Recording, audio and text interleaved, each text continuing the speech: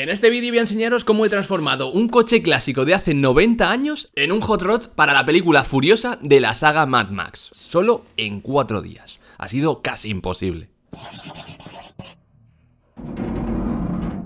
Todo esto empezó de una manera muy diferente a lo que acabó pasando. Y es que un creativo de la Warner vio una de mis motos y asumió que me gustarían las películas de Mad Max, porque era del estilo. Así que me preguntó, oye, ¿te gustaría venir a ver la peli de Furiosa? No está acabada, todavía se ven cromas o cuerdas en algunas escenas, pero así puedes verla mucho antes. Y me apunté, pero en vez de verla en un cine, la vi en las oficinas centrales de la Warner. Y fue curioso porque entré, estaban allí esperando los de la Warner y nuestra única conversación fue, venga, vamos a verla. Y no voy a enseñaros mucho de la peli para que nadie se queje o no me bloquee en el vídeo, pero aunque tenía mis prejuicios al ver el cartel y que era un spin-off, lo resumiría en que si te gusta la anterior, a mí esta me ha gustado bastante más. Sí que es verdad que hay muchísimas motos, o sea, miles sin exagerar, aunque a mí me interesan más los coches y en especial uno del final fue el culpable de este vídeo, porque les dije, ¡fuah! Cómo me gustaría hacer un coche así. Y se lo tomaron en serio. Dijeron, vale, pues envíanos un boceto de cómo harías el coche, nosotros se lo enviamos a Warner Internacional y si lo aprueban, podrías hacernos un coche para el estreno de la peli. La cosa es que se estrenaba el 24 de mayo y quedaban unas semanas. Así que en ese mismo día me puse a buscar hasta las tantas de la mañana un coche que se pudiese usar y me gustase, hice un Photoshop de cómo podría quedar y se lo mandé. Y no me dijeron nada. Así que yo me fui de viaje y ya cuando estaba bien lejos es cuando me dijeron, sí, que se aprueba, todo adelante. Tiene que estar para el día 10. Y digo, pero si estamos a 4 y todavía me quedan 2 días para poder volver. O sea, si ya veía imposible hacer un hot rod en unas semanas, hacerlo en 4 días era tirarme un triple a la luna.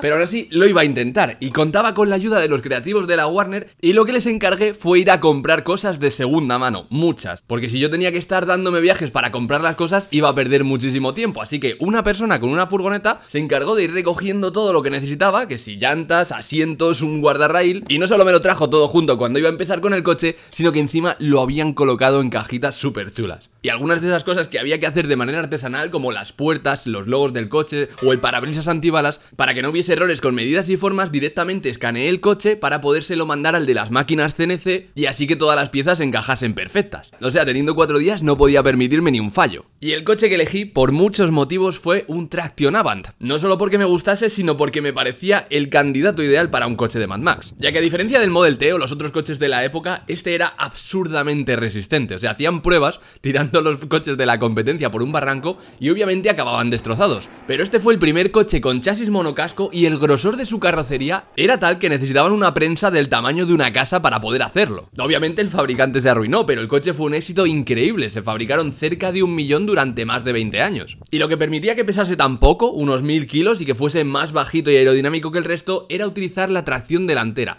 que junto a otras tecnologías como la suspensión independiente, los frenos hidráulicos, fue de los primeros coches en incorporar todo esto. Así que siendo tan superior al resto en su época y habiendo sobrevivido a esos acontecimientos tan brutales de la historia, creo que no tendría ningún problema para sobrevivir en el Mad Max y a mí durante unos días. Esto de aquí es para arrancarlo. Pulsas aquí y ya está. Le das un poquito de gas. Si hace mucho frío, le pones esto y mantiene el ralentí. Y mira lo duro que está para girar. Y una cosa que mola mucho es que los asientos son abatibles, pero a nivel de que lo quitas así tirando con la mano, si quieres lo pones así. Mira qué pedazo de cama te montas en 10 segundos, Buah. Así estaba la natalidad por los cielos. O sea, te tumbas aquí y te echas una siesta que te cagas. Por cierto, las puertas se abren así. Si este no es el mejor coche para el Mad Max, yo ya no sé cuál será, pero vamos. ¡Ah, qué guay! Ahora tenía que transformar esta especie de reliquia que parecía sacada de un museo en algo digno del desierto más duro. Lo primero, para que el coche se pareciese al del Photoshop que había hecho, era desmontar los guardabarros. Todo esto lo iba a hacer de manera que fuese reversible, porque una de las 3 condiciones que puse es que no iba a dañar el coche de manera definitiva. Me daba igual lo que hiciesen con él, pero yo no me iba a cargar un clásico. Y aunque parecía fácil quitarlos porque iban anclados con tornillos, en realidad tenían un montón de cableado que llevaba los faros, los intermitentes, las bocinas, y como os decía, no iba simplemente a cortar todos estos cables. La cosa es que hace 90 años los coches no tenían conectores, o sea, los faros iban anclados con unos tornillos, pero todo el cableado del coche estaba unido, así que para sacar una cosa tenías que sacar todas. La parte buena es que el coche estaba sorprendentemente bien para haber cogido el más barato y sin mirarlo. Y aunque pueda sonar a lo típico que te diría tu abuelo, antes las cosas estaban hechas bastante bien. Así que tanto los cables como los tornillos que unían todo esto estaban perfectos. Sacar el guardabarros fue bastante sencillo. El capó aún más, iba simplemente con 2 tornillos. Probablemente era la parte más frágil del coche porque eran 2 chapas unidas con una bisagra por el medio, pero gracias a eso pude sacarlo yo solo. Y aunque era un reto difícil y todavía quedaba mucho, el ver que en el primer día iba avanzando tanto estaba bastante guay. Suelo distraerme con muchísima facilidad, pero esta vez tenía que estar muy concentrado y, por ejemplo, estos tornillos había que volver a ponerlos o se caería la rejilla. Esto se quita fácil, ¿eh? Pichu. Pichu. Para lo mal que sonaba la bocina. Lo siguiente que desmonté fue el paragolpes, que es una barra de hierro, y el tornillo que lo sujeta al chasis también sujetaba las bocinas, que van en estéreo. La forma de estos paragolpes es como la de una suspensión de ballestas y sirve para amortiguar un poco los golpes. Los cables que iban sobrando, como los de las bocinas, los fui escondiendo dentro de tubos para no tener que cortarlos, y así parecía que hacían algo. Luego esta calavera desértica la puse con un tornillo como si fuese el emblema del coche, porque muchos coches de la peli la llevan, y queda curioso. Parecía que avanzaba rápido, pero el cableado seguía ralentizándome y el guardabarros del otro lado tenía el cableado por debajo de la columna de dirección, lo que lo hizo más difícil. Pero solo tuve que cortar un cable de unos 30 que me encontré. Lo siguiente era poner los emblemas en el coche, que se habían hecho con una máquina de corte en un acero bastante grueso al que se le habían hecho procesos para que se oxidase más rápido. Y al igual que el del volante, se le soldaron unos tornillos por detrás para poder sujetarlo con unas tuercas. Lo curioso es que este es el logo de Immortal Joe, o sea, si tienes este logo en tu coche, perteneces a su ejército, así que, por decirlo así, iba a ser de los malos. O al menos le había quitado el coche a uno. En cuanto a los faros que iban anclados en los guardabarros que había quitado, me pareció buena idea usar unas calaveras de cristal sujetas con bielas de motor. Realmente era un motor de generador porque el cuello de la botella era muy estrecho, pero funcionaba muy bien y se podía sujetar en los anclajes del radiador. Y aunque iba a ir anclado con un solo tornillo, lo que haría que pudiese girar sobre sí mismo, también apoyaba en la estructura en la que iba el guardabarros, así que me pareció que estaba bien. Siguiendo por la zona trasera, el paragolpes se iba con otros 4 tornillos, los guardabarros también, aunque aquí ya sí que empecé a cortar algún cable más porque si no era imposible. Un caracol.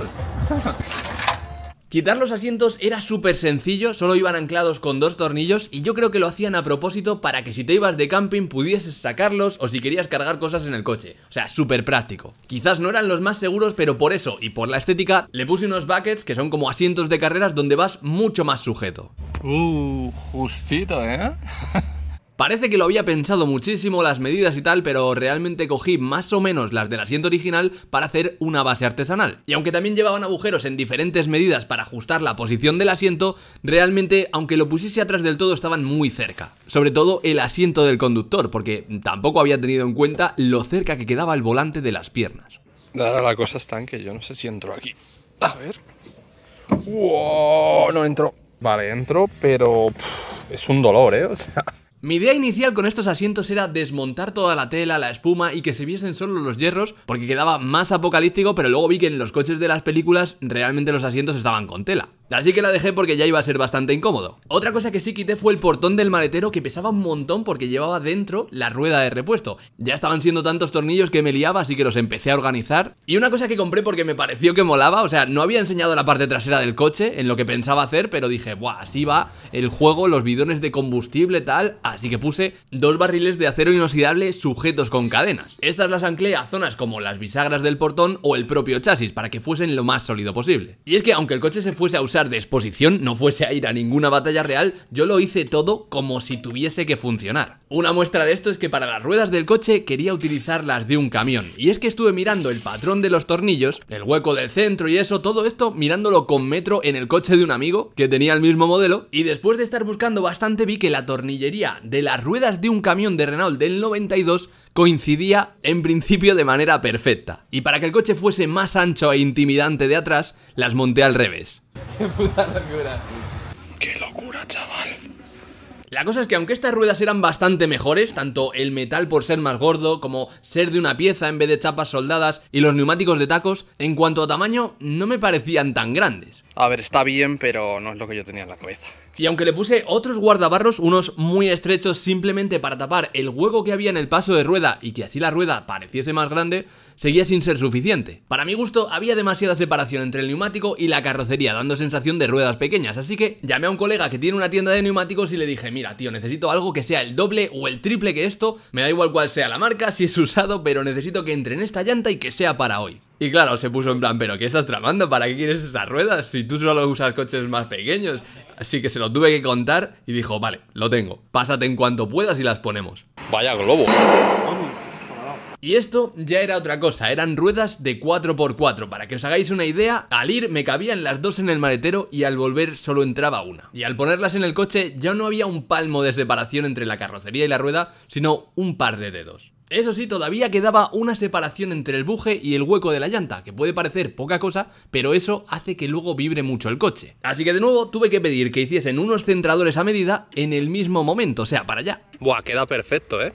Sí, ¿no? Sí, o sea, entra a la fuerza en las dos cosas. Con esto ya no había esa separación entre la llanta y el buje, así que iba a ir mucho mejor. Vamos, tanto que hasta sin tornillos se mantenía puesta la llanta. Otra cosa que marcó la diferencia fue tener la ayuda de una maquilladora profesional que iba a dejar el coche como si estuviese oxidado. Como os digo, no os preocupéis al ver que se pinta con el spray, porque todo esto es reversible, o sea, no es pintura, sino goma líquida que luego se quita. Y tampoco era óxido de verdad, que era su idea de vamos a echarle ácido, y yo dije no. Así que le echaron pulpa de celulosa tintada. Y aunque parezca ahora que queda mal, o que no es muy realista, la maquilladora hizo magia. O sea, parecía que el coche había salido de la película. Le estuve diciendo por las zonas donde solía oxidarse el coche, donde tenía que poner un poco más por la erosión de la arena, y en mi opinión quedó increíble. O sea, ya sí daba el pego. O sea, este parece oxidado de verdad. Esto... hay que mejorar esto aquí. En mi opinión, si quitas el capó de un coche, tiene que ser por algo. O sea, no, bueno, quizás lo has perdido, ¿vale? Pero en este caso, iba a hacer un sistema de admisión de alto flujo con una papelera. Porque comprar uno hecho, aparte de ser carísimo, no iba a llegar a tiempo. Lo de elegir una papelera es porque era del mismo tamaño y forma de lo que necesitaba. Y cabía dentro un filtro de aire. Así que le hice una rejilla, aproveché la base que era de plástico para hacer un hueco a medida y utilizarlo para que fuese la entrada del aire. Y como era muy plasticorra esta pieza, lo que hice fue pintarla de negro dando una imprimación de plásticos y anclándole la rejilla con unos tornillos dorados, quedaba como si fuese una pieza de motor. Ahora, para adaptar el filtro del aire que iría en el interior, se me ocurrió utilizar material de cocina, porque también es de acero inoxidable, como por ejemplo las tapas de una sartén. Realmente el filtro del aire de un coche a carburación de los antiguos es más o menos esto. Es un filtro con dos tapas, una por encima y por abajo, lo único que hay que tapar los agujeritos estos por donde ventila el vapor. Porque si entrase aire por ahí ya no estaría filtrado y podría entrarle arena al motor, lo que no es muy bueno. Por eso los conectores que unía a las tapas del filtro los hice con tubos de PVC, que tienen sus juntas y así no entra nada. Con esto ya quedaría hecho más o menos el cabezal, ahora faltaría anclarlo al motor. Y como no tenía gran cosa, lo que hice fue coger dos chapas de hierro y doblarlas de la manera que necesitaba, o sea, haciendo cuadraditos.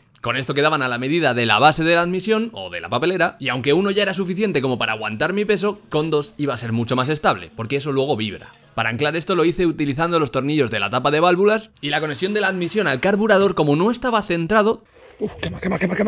tuve que hacer un recorrido de tubos de PVC y como la medida no era exacta lo modifiqué con calor. Y dirás, bueno, pero luego el calor del motor puede hacer que se derrita. Bueno, pues por eso le puse una malla de fibra de vidrio que se usa para aislar el calor de los escapes o de los colectores. En este caso sería para el revés, que el tubo este permaneciese fresquito y protegido. Pero sinceramente me sorprendió que funcionase tan bien.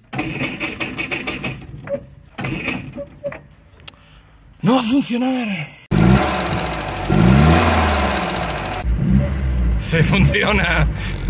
Hacer esto me llevó como medio día y solo tenía 4, así que era mucho tiempo y al ver que no había sido perdido, sino que funcionaba, me llevé una grata sorpresa. Y mientras yo había estado haciendo eso, la maquilladora estuvo decorando los guardabarros para que no se viesen tan plasticorros, sino que pareciesen de metal y que habían estado por el desierto. Pero para anclarlos, en vez de lo que suele hacer la gente, que es taladrar la chapa, lo que hice fue poner escuadras ancladas a los tornillos originales del paso de ruedas. Con la chapa que iba encima del cristal hice algo parecido porque los limpiaparabrisas iban en estos agujeros, así que desmonté todo el sistema y aproveché esos huecos para pasar unos tornillos. Vamos, lo puse hasta con junta de goma.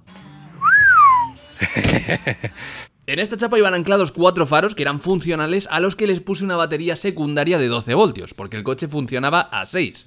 ¿6 voltios? Como una moto.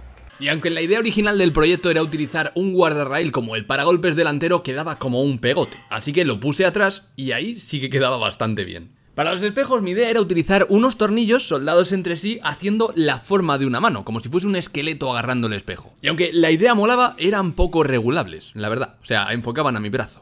Pero lo más difícil, a nivel de que pensaba que no iba ni a conseguirlo, fue quitar las puertas. Porque aunque iban con un simple perno, eso probablemente llevaba ahí 90 años, que son los que tiene el coche. Al final lo conseguí dejando la bisagra de abajo, quitando los tornillos con un cincel. Y la idea no es que fuese sin puertas, sino poner unas de barras de acero, que serían más resistentes a golpes, te permitirían sacar las manos para apuntar a enemigos, ese tipo de cosas, aunque también te quita protección. Pero bueno, queda guapo y es como poner todos los puntos en ataque. Y con esto quedaba montado justísimo a tiempo, tanto que las puertas las tuve que atornillar, los últimos 3 tornillos, en el set de rodaje. Los que sobresalían de la chapa del parabrisas, que uno me lo hinqué en la cabeza y me puse a sangrar, los tuvimos que cortar también con la radial allí mismo. Y para sujetar la puerta directamente lo hicimos con la cadena que iba en el paragolpes, cogiendo un trozo. Y la cosa es que aunque el coche ya estaba terminado y podía irse directamente a exponer en cines o en sitios donde hiciesen la promoción, yo quería poder conducirlo, así que lo que hicieron fue alquilar una cantera, o sea, un terreno privado en el que poder circular y hacer lo que quisiera con el coche, y ya de paso grabar unas escenas como si estuviese en el desierto que también les podrían servir a ellos. El coche había quedado flipante, cuando llegué con él, su cara lo decía todo, pero directamente dijo, ¡buah! Está muy guapo, o sea, con esa felicidad. Y me preguntaron, ¿el Supercharger este es de postureo? Y digo, no, es una admisión funcional, o sea, no se creían que en 4 días hubiese quedado así, pero yo tampoco. De hecho, cuando llegó el de la grúa, que no sabía ni qué vehículo iba a transportar, dijo, pero ¿y este coche? ¿Es de la película de Mad Max? O sea, que sin decírselo ya lo asocie, es buena señal, o sea, que está bien hecho. Y personalmente, a mí este crossover me ha encantado, porque soy fan de la saga, pero también por poder conducir un coche así en el desierto que he hecho yo. Y encima tener el recuerdo grabado por un equipo de profesionales que me iban dando indicaciones mientras grababan con drones, grúas, todo eso, era brutal. Os dejo con lo que grabamos. Aquí no corras mucho, ¿vale? Sobre todo al principio para hacer ensayo.